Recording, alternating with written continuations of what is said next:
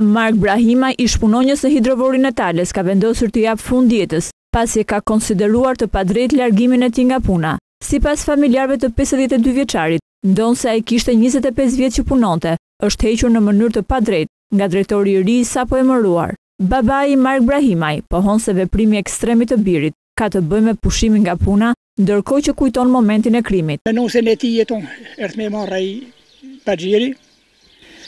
Valla s'kem pa shkuar drejtim te aty portokollit veç bani çistja bam mrapa. Sa ka kem kanë të punuar ka marrë çiftin e dal mrapa.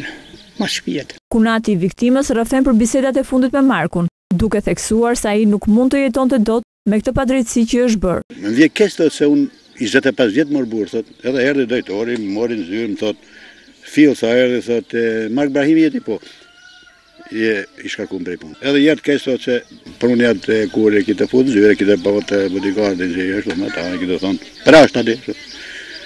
Edhe tentuam e ka përgati, kitë thon, nizo mos më ka përgati, kitë thon se unë nuk kem kalama.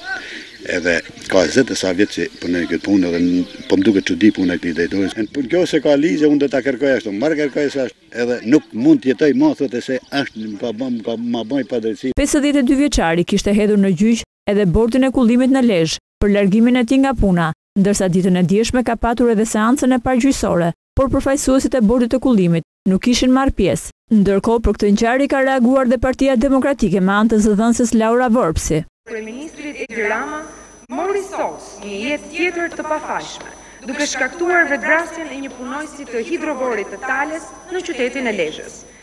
Mark Brahimaj, i cili punonte prej 22 vitesh në këtë hidrovor, është larguar arbitrarisht nga puna me të cilën ai mbante familjen e tij. Familjarët e viktimës dëshmojnë se arsyeja që e çoi Markun në vetvrasje është se ai u ndje i fyer dhe i pa shpresë nga shefat e tij tërësisht papërgjegjshëm.